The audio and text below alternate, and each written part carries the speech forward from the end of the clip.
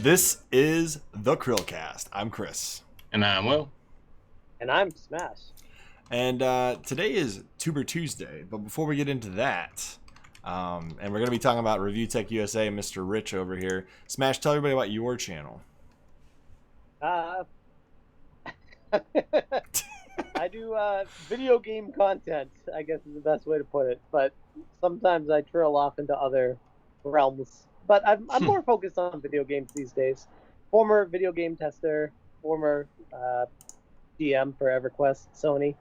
And yeah, made the YouTube channel because video games will forever be my passion.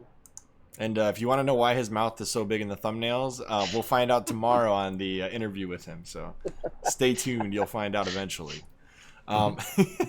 So before we talk about Rich from ReviewTechUSA, Smash, are you guys friends? Yeah, I would. I mean, if you're asking me, I would say yes, we are. I don't Fair know enough. Give a different answer. I was just going to say, we're going to do this as unbiased as possible, but we do actually, I think all three of us like his channel in general. So if you're looking for a completely unbiased review, I don't know if you're going to necessarily... You won't find it here. I don't know if you're going to necessarily find it here, but we're going to try. So we'll give it a shot. All well, right. I will say I am known for being unbiased, which is what's gotten me in trouble in the past. People expect me to be their friend when I'm their friend instead of just speaking the truth. Sometimes that gets me in trouble. Well, I just meant like sometimes we go in completely blind to a channel, review, like look at it for like a week or two and then review it. And sometimes it's a channel we've been watching for a long time. And in this case, I have been watching his channel for a long time, but I wanted to review it with somebody I thought could actually do a really good job. So that's why I waited for Smash to come on to do this review. So currently, Mr. ReviewTechUSA himself has 942,000 subscribers. I would gladly take 1% of those for our channel. I'll take all of them happily. Well, yeah, whatever. His channel was created on November 22nd, 2008, and currently he has had 417,360,572 views on this day when we're reviewing his channel, which is October 3rd, 2020. So if you're seeing this video 2 weeks later, that's why his views are higher and his subscribers, I assume, are going up unless he has a controversy from here till then. But most likely he's at 950 plus by the time Well, you if watch he this has a video. controversy, they're just going to go way up. Yep, Possibly. exactly. Fair enough. So what's his channel description say? It says ReviewTechUSA is a gaming and technology YouTube channel that focuses on industry current events and gadget reviews. New content is uploaded daily, so subscribe to stay up to date. He also does daily live streams, which he needs to add an asterisk to that because the last couple I've gone on to, he doesn't have a shirt on. And I'm trying to like figure out why he doesn't have a shirt on. And he makes like kind of like sexual noises. It's like... I asked in the chat. I'm like, what am I watching now? All right, So I will say in those live streams, typically, from what I've witnessed, it's because people dare him to do it and they donate money for him to do it, and he doesn't. That's fine. I always got to do like for me jumping into it though. I'm like, whoa, what am I getting myself into right now? And you're getting yourself into classic YouTube. Yeah. So what is Rich from ReviewTechUSA known for? Well, this is my summary, and Will got a chance to review this beforehand. So here's what it is. My take is he covers the latest and greatest news in technology and gaming. Not always the quickest necessarily, but he always covers it. He memes his titles and thumbnails to hilarious cringe levels most of the time, especially his streams. Like usually he'll say something along the lines of "Daddy's streaming" or something along those lines, and it's always like, don't know if I want to watch this. But he also does commentary and criticism to other creators in the space. I know he's delivered it to plenty of creators over the years, to a degree Especially where Boogie. Yeah, Boogie for sure.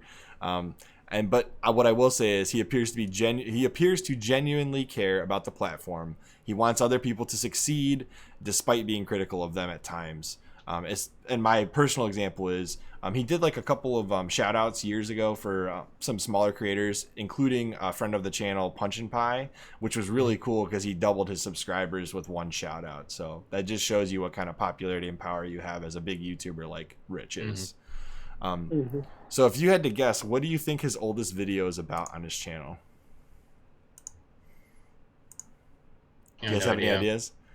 It says "Why I Game." The Dead Man 7257 response, which is an interesting video, but it's basically him just telling somebody why he's a gamer, despite his age, because a lot of people look at him and say, "Why are you a gamer at your age?" At least when he first started. You know what I mean? Like there was a stigma 12, 15 years ago with gamers that were older on YouTube. It still is, but it's definitely going away. Oh yeah, it's definitely going away. Especially with the pandemic. Yeah, well, this is a stigma around video games in general is starting to go away. Mm-hmm. Yeah. And he's talked about the stigma many, many, many times over the years. What do you guys think his most popular video is? And I was surprised. I'm not going to lie. It was a surprise for me. I actually know this because I've seen it before. Tell me if I'm wrong, but the Xbox, the kid breaking the Xbox one. And the only reason I know that is because I believe that's how I found him, is because that video was recommended to me back like 4 years ago or something, 3 years ago. Like I watched him before I started YouTube, but after I started YouTube, I saw that video and I was like, okay, this guy is when I connected the dots of somebody who's in the gaming community and someone who seems to be in the know. And that was, I don't know why that video did so well. That was one of those that I analyzed for a while, because the thumbnail's nothing special. The title's really not that crazy. It's just, it strikes me as one of those just random videos that the almighty algorithm just decided to pick up. Like that's... This is great, though. I mean, I need to remember this for my kids. So now that we've gotten through that, and I have watched this video, and it is what it is. It's funny, but it's like at the same time, it's like, okay, you know, it doesn't make sense why it's got almost 4 million views. I'm sure Rich doesn't really. I'm sure he's just not questioning it at this point. But what do you guys like about Rich's channel? I like how real he is. Like I feel like he is someone that I've really taken a lot of just audio cues from, and just nonverbal communication as well. The way he talks to the camera and just is just real with people is something that is severely lacking in a lot of channels, where everyone is just, it feels like on YouTube gaming, it's just fake for the sake of getting attention. I feel like Rich is very real for the sake of getting attention. Yeah. And it's almost like a throwback to old school YouTube, where it's just uploading videos. Hey, it's me. I'm telling you what I think about this. And it's like there's something to be said about that, you know? Oh yeah. I also like the fact that he's goofy and like pokes fun at himself, and also, like as Chris was saying, kind of memes it himself. So he gets ahead of people making fun of him by making fun of himself. And I don't know why. I found that very enjoyable though. He's you should pretty tell him humble. to take his shirt off in that live stream right now. You want me to do it? Do it. Okay, fine. Take off the shirt. I did tell him we were reviewing his channel, but I don't have the audio, so who knows if he actually read that. He doesn't read a lot of my chats. That's fine. He read it on a Twitter live stream once, which was really weird, but that's fine. But yeah, I'll just do it. Take it off, man. All right, there you go, Will. Now you've lived vicariously through our main channel. Yes. All right.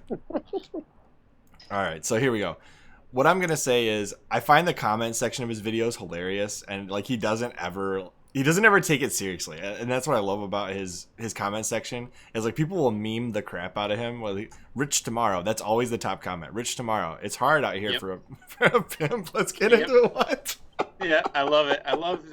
Is it the same person? Because I feel like it might be the same person who's always making that comment. Well, somebody always probably is. Somebody always has a Rich tomorrow comment, and it's always like the opposite of what he says today. He says the opposite tomorrow, and sometimes he does do that, and it's usually because the information changes.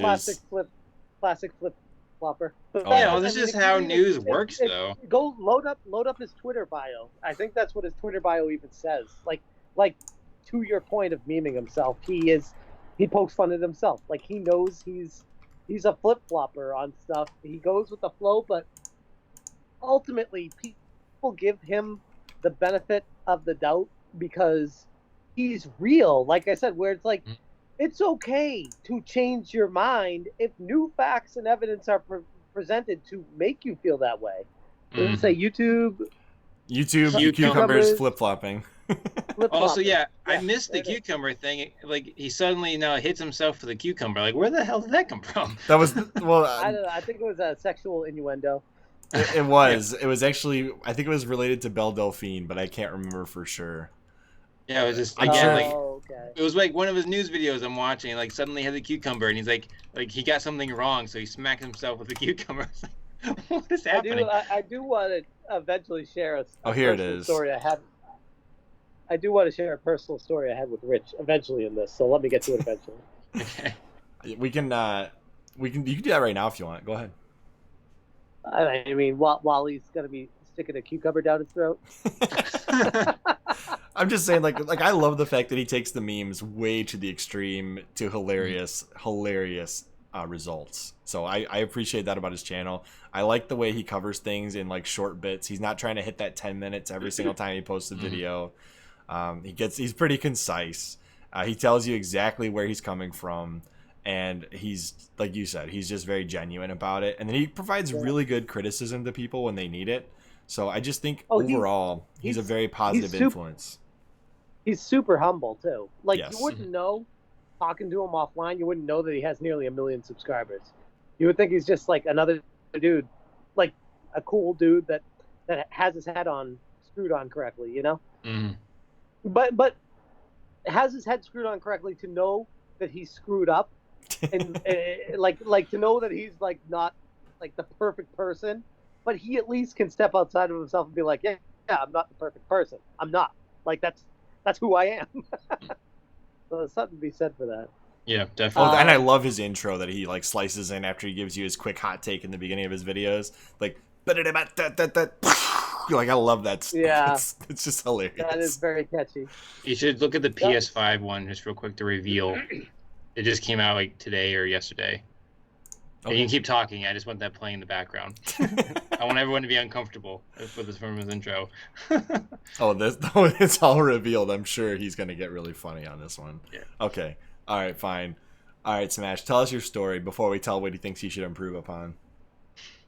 So as far as my story with Rich, when I was first getting started at YouTube, you know, when you start at YouTube, you don't know what you're even doing. Mm-hmm. You know what I mean? You're just like experimenting with everything.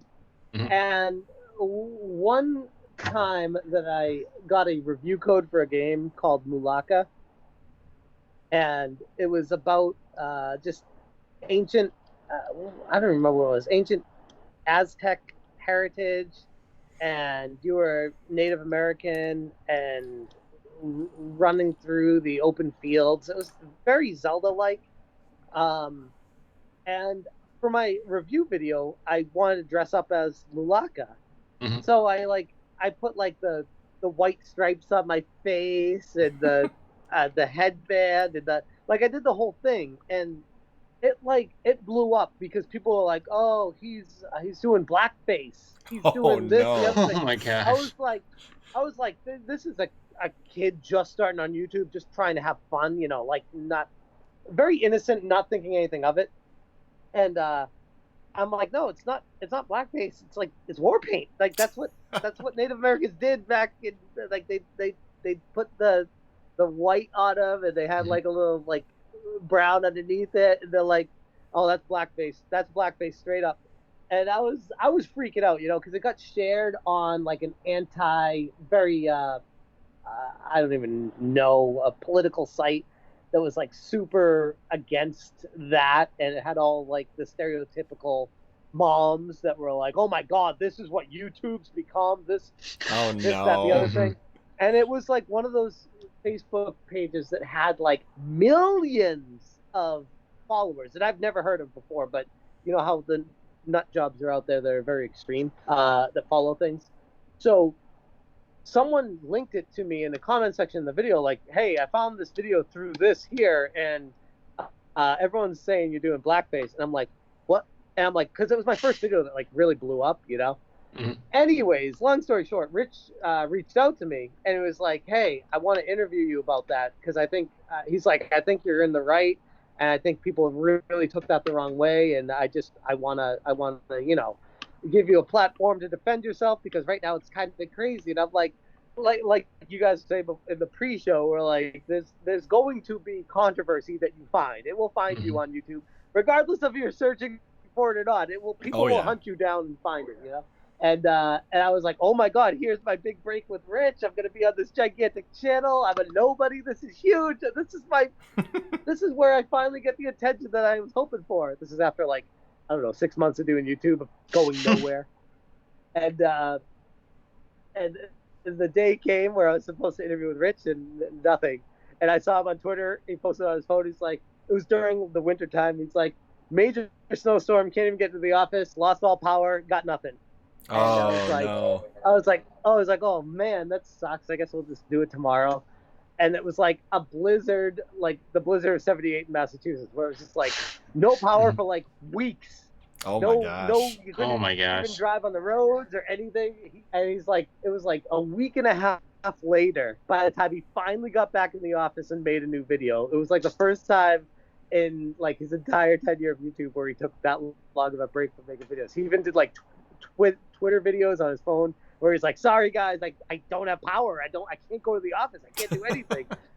And I'm like, are you kidding me? Like, this was my chance, and I lost it. Like, it's gone. And it's before I even knew who Rich was. You know, it's just he was reaching out to me, and I was like, you know what? I don't need that. I'm going to make it. I don't need shout outs from people. I don't need this, that, and the other thing. Mhm. So we never actually got to the interview because by the time he was back in the office, I was chatting with him on Facebook. He's like, look, man, sorry, there's other stuff going on, and that moment's kind of died down and passed. I can't. He's like, I can't cover it now. It's.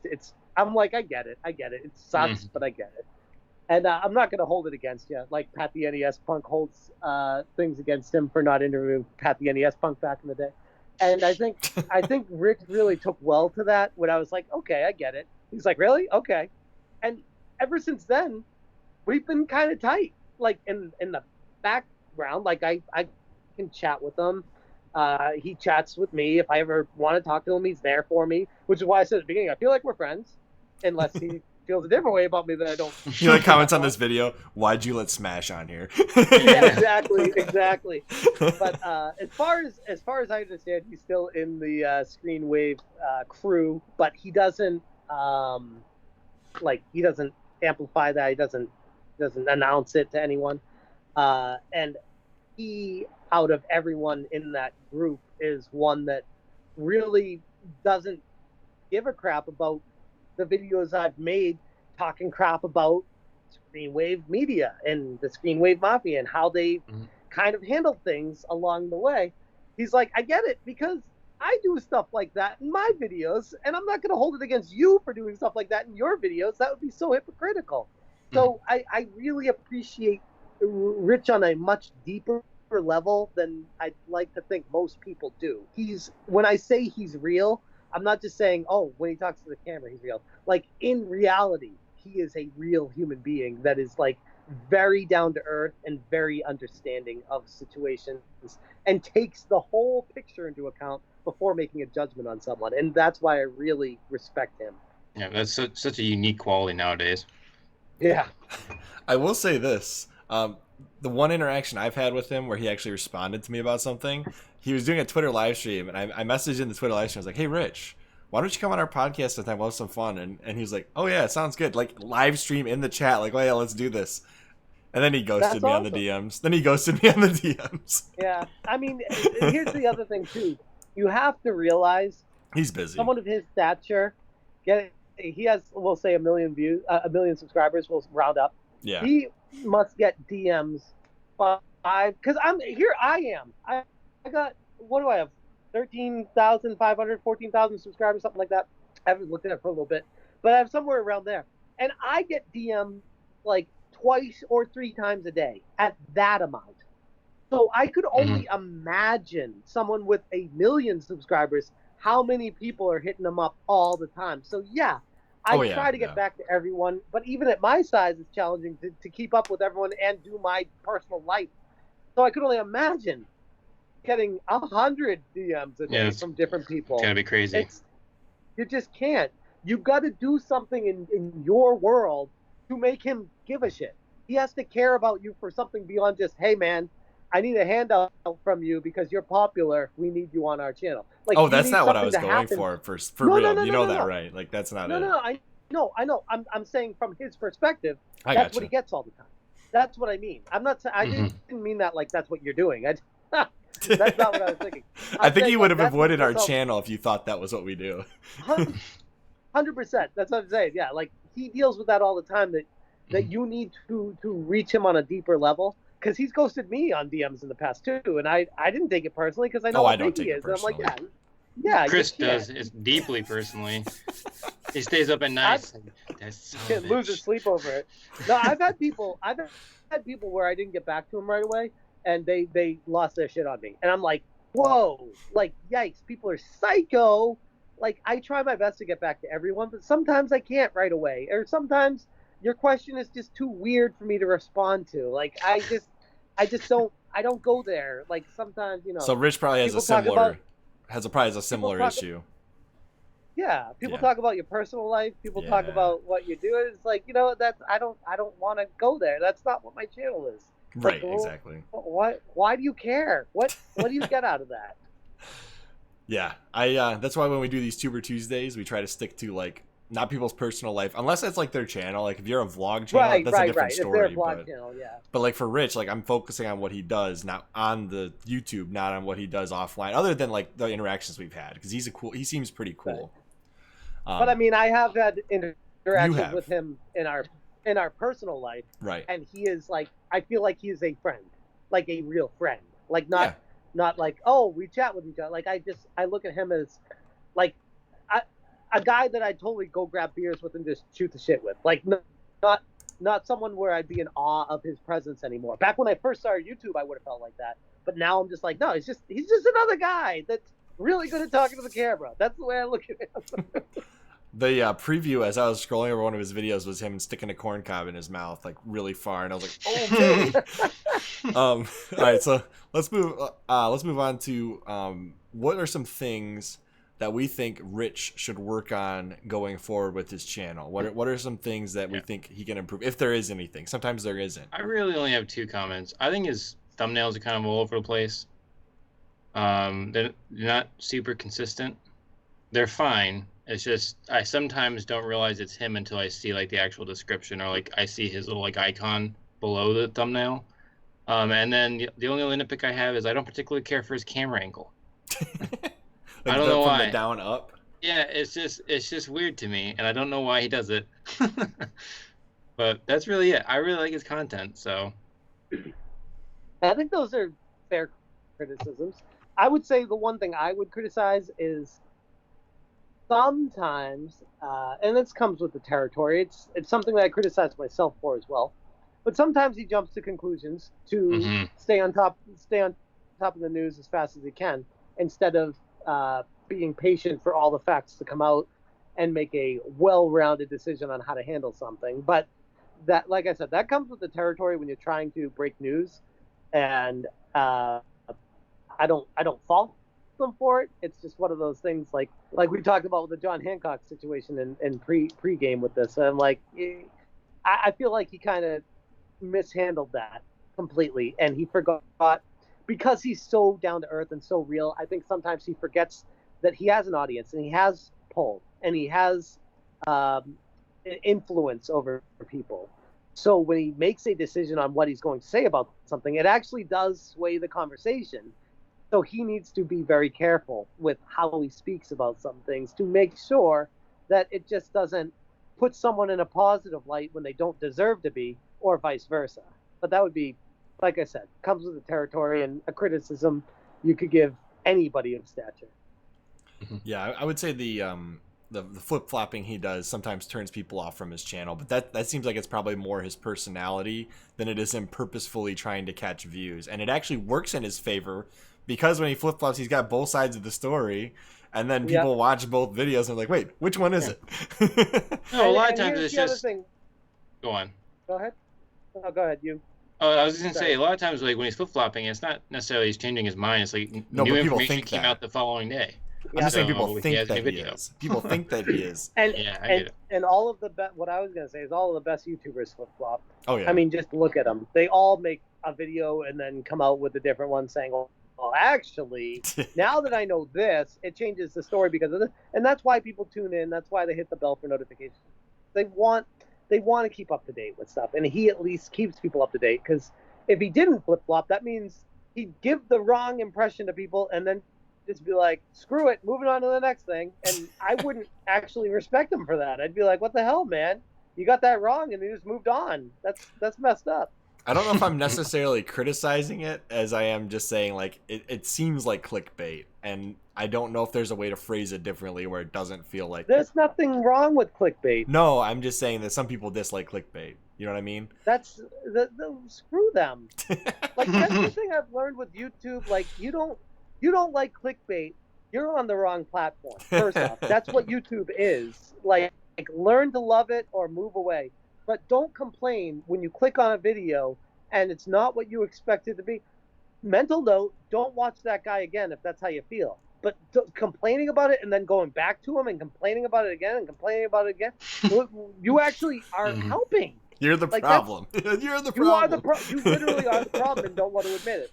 That's a fair take, yeah. I mean, I really don't have a lot to criticize. I love his intros because it gives you a quick, like I said, that 5 to 10 seconds where he's like da-da-da-da, and then boom, his intro rolls in, and then he really delves into it. It's really good, and it's a format I think that we might do in the future, where I might take a clip from our podcast, conclusion of the podcast or something like that, throw that in the beginning, and then roll into the podcast once I can figure out animations, but I'm still not there yet. We'll see.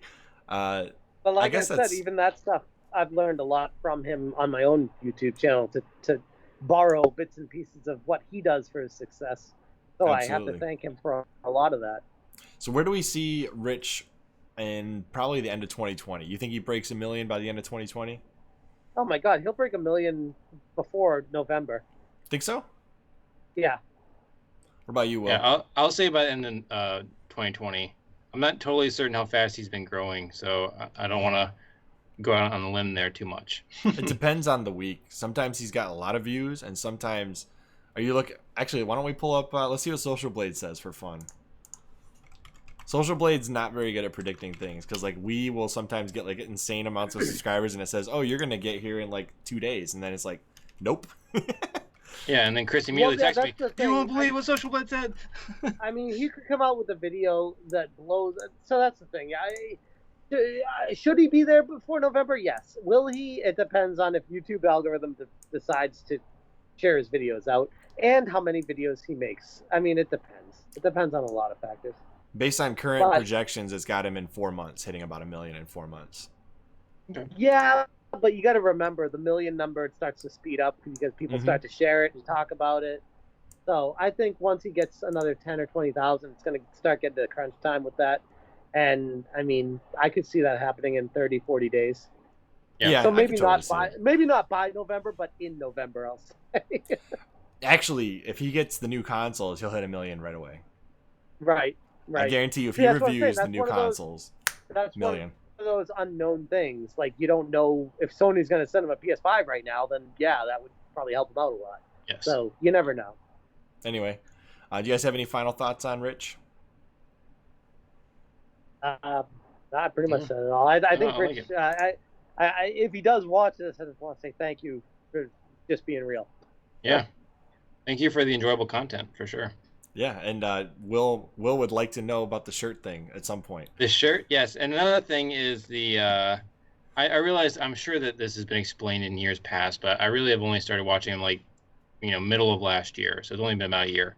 Why does he have 2 different like avatars? Oh, the one in the video and the one in the... That's a good question. I actually don't know the answer to that. Do you know, Smash, why he's got 2? I never even noticed that. Yeah, hit one of his videos. So you see, you have the one in the background, which is his little icon too. This one. Yeah. Then he has this one. I think that's Intro Guy. Yeah, I don't know. A young version of him, because Intro Guy's the guy that does Skibbity Bebop, whatever. I don't know. Maybe it was his avatar when he started. How long has he been on the platform? Like 13 years. years. Yeah, okay. Yeah, I don't know. That's always been there, it's like a staple of his channel, but I don't know either. Well, he's one of those channels that I remember my buddy, he only watches bigger channels. And when I first started YouTube, he was telling me about ReviewTechUSA. And it's such a trip to go from looking at someone from a celebrity status of things back before you start YouTube or around the time you start to a dude that you look at as a friend. You know what I mean? That's like, Yeah. that would be like when I was a kid having Ken Griffey Jr.'s rookie card and then being like, oh, Ken Griffey Jr. is my friend. They're like, what? Yeah, Fair I would enough. definitely lose my mind if he was actually my friend. Right. Anyway, the last thing I'm going to say about Rich. Rich, I like your channel a lot. And if you ever do decide to either come on our podcast or do something, you know, I'm always open to it. So that's my last bit. And I hope he does, because I would love to watch that. and I hope that he keeps up his great work that he does and his live streams and all that good stuff. So, as always, I'm Chris. And I'm Will. And I'm SMASHJT. And we will see you On next CHRILLCAST. Bye, guys. Don't forget to subscribe to Smash JT.